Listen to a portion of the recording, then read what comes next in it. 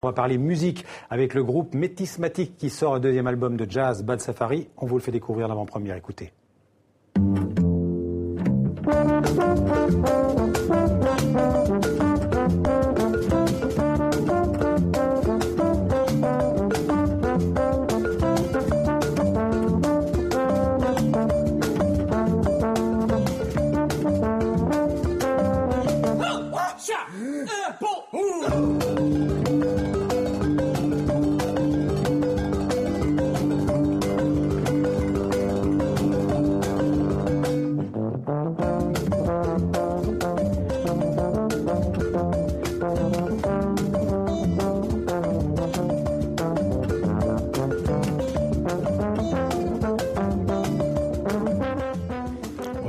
Bonjour Xavier. Donc Métismatique qui nous sort ce nouvel album Bad Safari et c'est du jazz, paraît-il, planétaire. Oui, c'est comme ça qu'ils appellent ça. Alors effectivement, c'est bien du jazz parce qu'on retrouve tous les ingrédients du jazz, le rythme, le goût de l'improvisation, les instruments emblématiques du jazz, saxo, trompette, piano.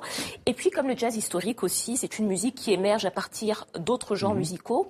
Et là, dans cet album, eh bien, les 4 garçons de ce groupe se sont nourris de leur voyage pour nous concocter une musique pleine d'énergie avec des instruments venus des 4 coins du monde. Je vous propose plutôt de regarder et d'écouter reportage. Je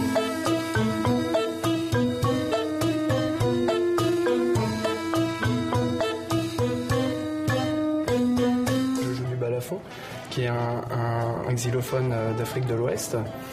Et cet instrument a déjà un son très remarquable, très connoté, donc apporte un son afro tout de suite à la musique.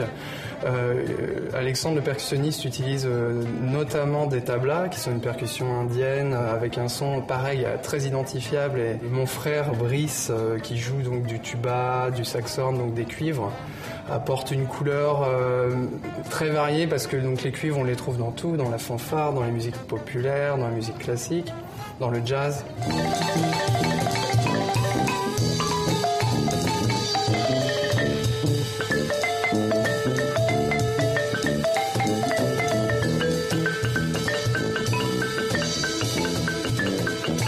La seule manière pour moi de définir le jazz, c'est que c'est une musique improvisée et mouvante et vivante depuis qu'elle est née. Elle ne sera jamais d'évoluer, elle ne va pas à un moment se figer.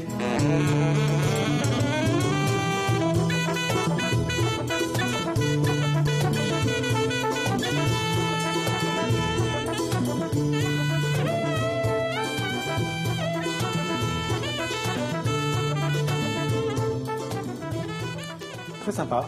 Bon, ça vous plaît? Alors, oui, si ça vous plaît, il faut savoir que le concert, et le concert de lancement de cet album aura lieu au New Morning, qui est quand même une très belle salle de jazz et de musique du monde, le 25 mars, New Morning à Paris. Parfait, on passe au cinéma, on va parler FESPACO au Burkina Faso. Demain, ce sera la fin du FESPACO et aujourd'hui, c'est le prix spécial qui a été remis, les prix spéciaux et en particulier le prix Thomas Sankara. Absolument, c'est un prix qui était très attendu. Alors la cérémonie est en cours en ce moment, elle a commencé il y a à peu près 1h30. Le prix Thomas Sankara, vous savez, c'est le prix qui est remis par la Guilde des réalisateurs et producteurs africains qui récompense le meilleur court-métrage. Et on vient d'apprendre que c'est la réalisatrice tunisienne Leïla Bouzid qui a obtenu le prix Thomas Sankara pour son court-métrage Zakaria. C'est l'histoire d'un jeune homme qui vit dans le sud-ouest de la France et qui décide d'aller en Algérie au moment où il apprend la mort de son père, sauf que sa fille refuse de l'accompagner, donc c'est une histoire familiale. Et Zakaria est le premier court-métrage de Leïla Bouzid et on sait qu'elle prépare actuellement un long métrage qui devrait s'intituler « Dieu protège ma fille ». On la suivra. Oui, alors on reste dans l'audiovisuel et on va parler de Netflix, ce diffuseur de vidéos en ligne américain qui va diffuser la semaine prochaine l'adaptation d'une série française. Oui, et cette série française, c'est Les Revenants. C'est une création de Canal+, dans laquelle les habitants d'une petite ville rentrent chez eux des années après leur décès, ce qui évidemment provoque des mésaventures. Alors la série sera diffusée à partir de mardi prochain sous le titre The Returned.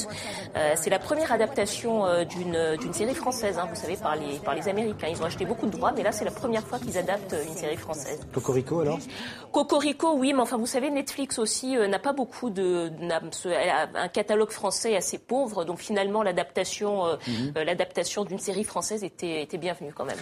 Alors, une dernière info, Dominique, pour dire que l'Autriche refuse la restitution d'un chef-d'œuvre autrefois spolié par les nazis. Oui, ça, c'est une décision qui est tombée aujourd'hui. On l'attendait. Alors, ce chef-d'œuvre, c'est la frise Beethoven de Klimt, qu'on voit sur la photo. Alors, c'est une fresque monumentale qui est exposée au Palais de la Sécession à Vienne. En fait, l'histoire est un peu plus compliquée que ça, parce qu'effectivement, c'est une œuvre qui a été spoliée par les nazis en 1938, mais après la guerre, elle a été restituée par les Autrichiens aux héritiers de ce collectionneur juif qui vivait en Suisse, sauf qu'elle a été restituée avec une interdiction de l'exporter. Et donc, il a été revendu, ce bien, à l'Autriche, et c'est ce que le collectionneur contestait. Finalement, la justice a décidé qu'il n'y avait pas de raison ni juridique ni morale de restituer ce bien. Et cette œuvre est visible en ce moment à Paris, à la Pinakothèque, dans la grande exposition Klimt. Merci Dominique, à demain.